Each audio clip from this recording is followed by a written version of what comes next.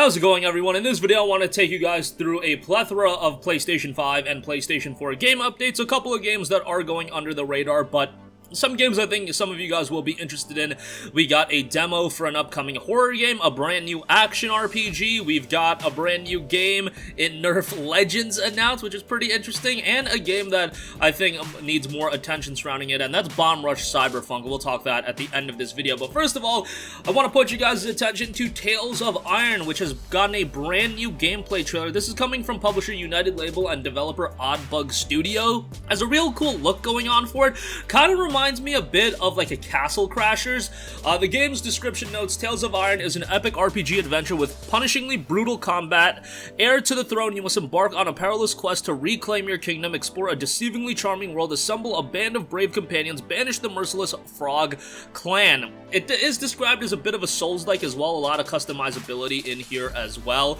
Definitely like the visual style and the presentation to the game. And like I mentioned at the top, there is quite a bit of customizability. Heavy armor may provide better production, but can you really afford to slow down your dodge roll? And then there's the question of weapon. Axes pack a punch while spears are quick and nimble. Perhaps you'd prefer the all-around performance of a trusty broadsword. It also notes savage boss fights, and you see a couple of the animations that they already have about the boss fights. I have to say, like, the animations are super fluid as well, and something that stood out to me right away. So this is a game that's not getting a ton of buzz right now, but it is due out September 17th, so it's right around the corner, coming to pretty much every major platform: PC, PS4, PS5, Switch, Xbox One, and Xbox Series, so you can play it whatever platform you want. Again, this is dropping on September the 17th. Next up, Tormented Souls for PlayStation 5, Xbox Series, and PC drops August the 27th. A demo is available now for PlayStation 5 and PC. It will ultimately come to the PlayStation 4, Xbox One, and Nintendo Switch, but it was noted that that will be a later release. Now, the demo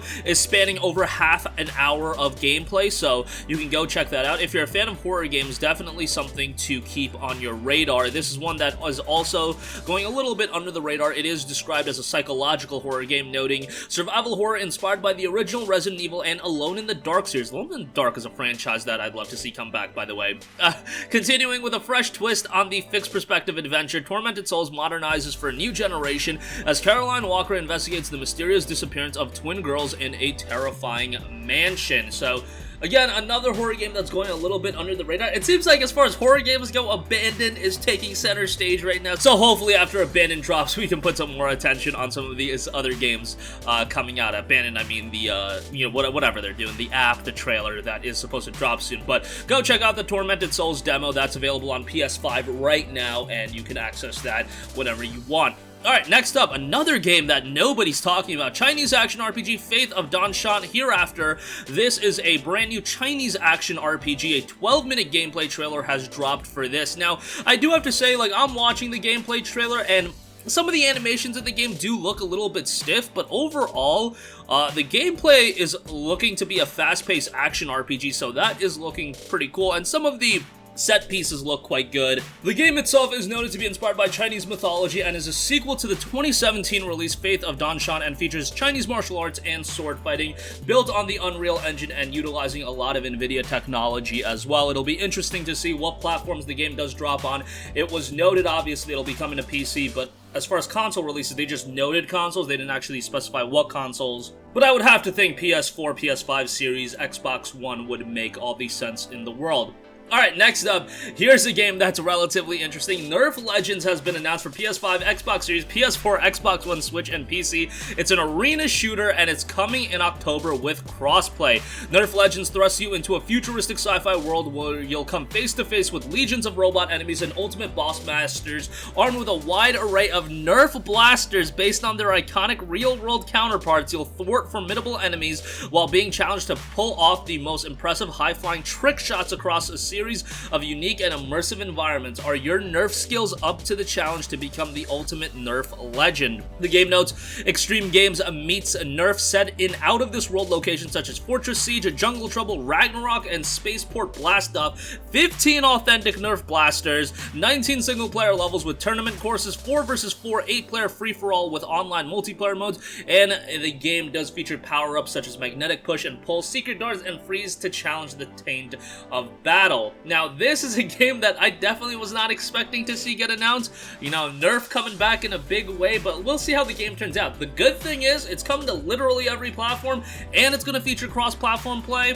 Right off the gate, so a game that's probably going to have a sizable, you know, player base for the long term, so the longevity. I always talk about the longevity to this game is probably going to be relatively strong, so that's always good to see. Lastly, I do want to point some attention to Bomb Rush Cyberpunk, which has only been confirmed for PC, but recently just got confirmed for Nintendo Switch. What else we know is that the game will be coming to other platforms a week after the Switch and PC release, so a bit interesting as far as how they're doing that. Now, right away, when you look at Bomb Rush Cyberpunk, I mean, the game that you're gonna immediately compare it to is Jet Set Radio, and yeah, I think Jet Set Radio comparisons is definitely something people are gonna get excited about when you just say that. Bomb Rush Cyberpunk, 1 second per second of advanced funk style, start your own cipher and dance tag trick, face off with the cops, and stake your own claim to the extrusions and cavities of a sprawling metropolis. Has a very, very cool art style, very similar to Jet Set Radio, in that it's got this watercolor look going on for it, and it's definitely aesthetically pleasing and very, very colorful, which with a game like this,